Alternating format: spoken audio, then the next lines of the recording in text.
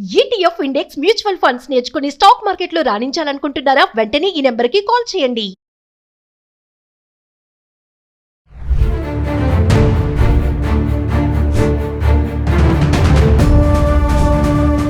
నమస్తే, welcome back to Suman TV. ప్రస్తుతం మనతో పాటు ఉన్నారు అనలిస్ట్ మందరి కృష్ణారెడ్డి గారు.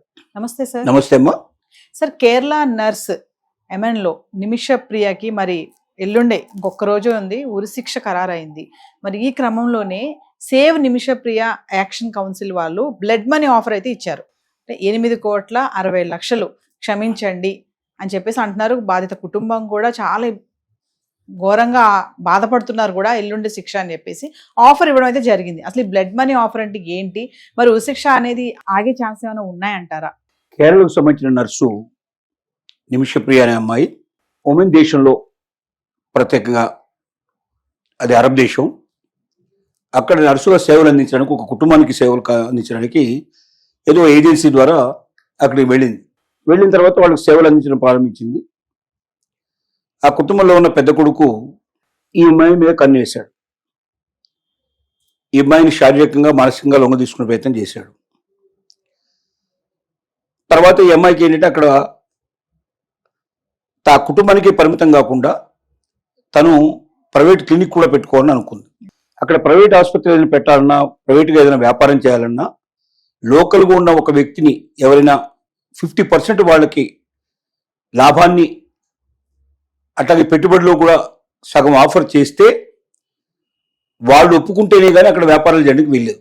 అరబ్ కంట్రీస్లో చాలా వరకు, మ్యాక్సిమం కంట్రీస్లో ఈ పద్ధతి పెట్టారు. వాళ్ళకి భయం ఏంటంటే బయట వాళ్ళు వచ్చి ఏదైనా వ్యాపారం చేసి ఇక్కడున్న డబ్బంతా తీసుకొని వెళ్ళిపోతారేమో అని భయం వాళ్ళకి. కాబట్టి అక్కడ సంపాదించిన దాంట్లో ఎక్కువ భాగం అక్కడే ఖర్చు పెట్టాలి, అక్కడ ప్రజలకు ఉపయోగపడాలి.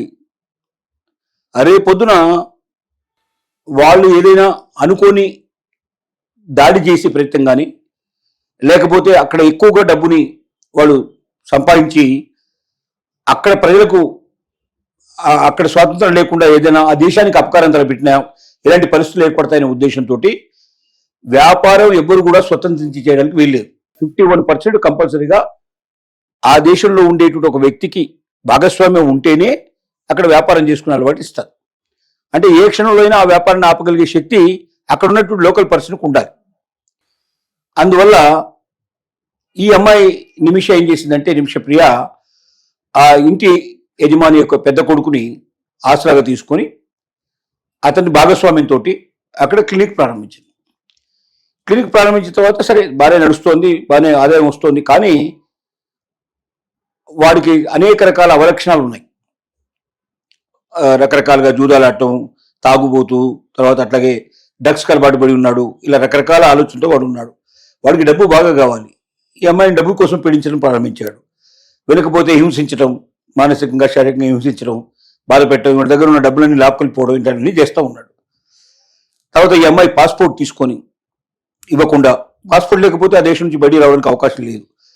సో ఆ రకంగా కూడా హింస పెట్టడం మొదలుపెట్టాడు. ఈ హింసని భరించలేక ఒక రోజున వాడికి మత్తు మందు ఇచ్చింది. ఆ మత్తు డోసు ఎక్కువ ఇవ్వడం జరిగింది.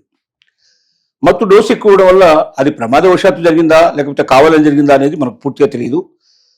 ఆ మత్తు డోసు ఎక్కువ ఇవ్వడం వల్ల వాడు చనిపోయాడు. అక్కడ ఎవరికైనా చావుకు కారణమైన వాళ్ళకి ఉరిశిక్ష పడడం కామన్గా జరుగుతుంది. ఈ అమ్మాయికి ఉరిశిక్ష పడింది. ఎల్లుండి ఈ అమ్మాయిని ఉరిదీయబోతున్నారు 16వ తారీఖు.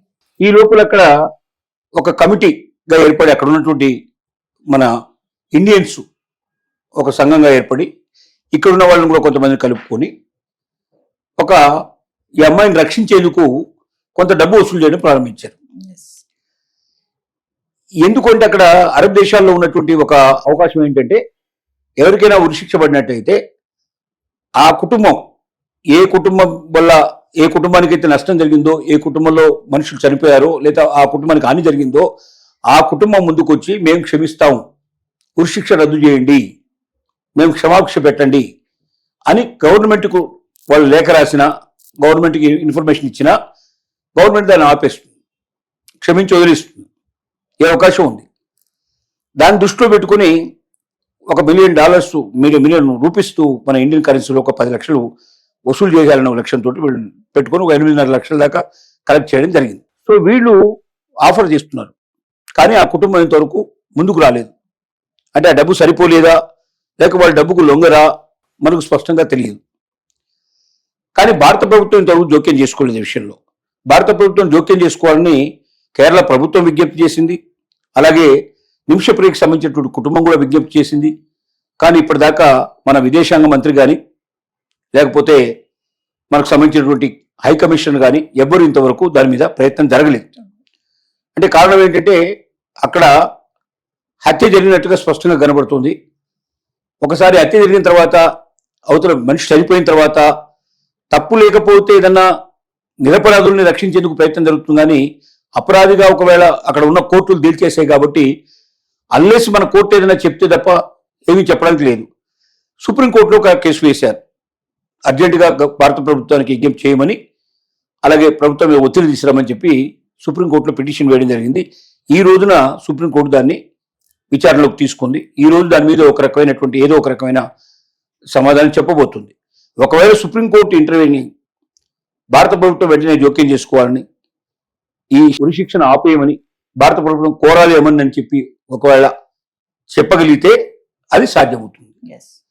లేదా వాళ్ళు కోరుకున్నంత డబ్బు గవర్నమెంట్ ఇవ్వగలిగిన, వాళ్ళు ఎంత అయితే కోరుతున్నారో అంత డబ్బుని గవర్నమెంట్ ఇవ్వగలిగిన, ఆ కుటుంబం ఏం కోరుతుందో తెలుసుకొని దాని ప్రకారం ఏర్పాటు చేయగలిగినా ఆ అమ్మాయి రక్షించబడే అవకాశాలు ఉన్నాయి. ప్రైవేటుగా ఎవరైనా అంత డబ్బు ఇవ్వడం చాలా కష్టంతో కూడుకున్న పని. Yes. కాబట్టి ఈ రెండు విషయాల్లోనే, ఒకటి ప్రభుత్వం యొక్క ఒత్తిడి వల్ల అక్కడున్న ప్రభుత్వం విని, భారత ప్రభుత్వం పెద్దది కాబట్టి, మన దేశం చాలా పెద్దది కాబట్టి, ఏమని చాలా చిన్న దేశం కాబట్టి ఆ చిన్న దేశం పెద్ద దేశానికి విలువిచ్చి ఉరిశిక్షణ ఆపగలిగితే దౌత్యం ఫలించినట్టయితే సాధ్యం అవుతుంది. లేదంటే ఆ కుటుంబం కోరుకున్నంత డబ్బుని ప్రభుత్వం కానీ ప్రైవేట్ వ్యక్తులు కానీ సమకూర్చినట్టయితే బయటపడుతుంది. ఈ రెండే తప్ప ఇంకో మార్గం లేదు. అది ఏం జరుగుతుందని మనకు తెలియదు. ఇది ఒక్కటే అవకాశం ఉంది అంటారా సార్? ఇప్పుడు కనుక వాళ్ళ ఆఫర్ ని కనుక ఓకే చేస్తే ఉరిశిక్ష రద్దు అయ్యే ఛాన్సెస్ ఉంటాయి. అంటే మామూలు ఒక్కసారి ఉరిశిక్ష పడ్డాక రద్దు అవుతుందా సార్? గతంలో జరిగాయి అంటే అక్కడ ఆ దేశంలో అది ఒక పాలసీ.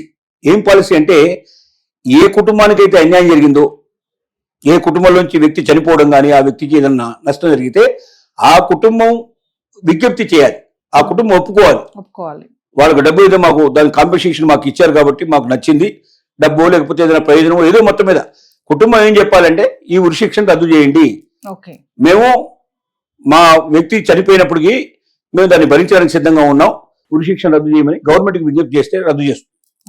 ఆ అవకాశం అక్కడ ఉంది. అది ఎప్పుడు జరుగుతుంది? మన ప్రభుత్వం జోక్యం చేసుకోవడం కానీ, లేకపోతే వాడికి తగినంత డబ్బు, వాడు కోరుకున్నంత డబ్బు ఇవ్వడం కానీ జరిగినప్పుడే సాధ్యం అవుతుంది. Yes, thank you.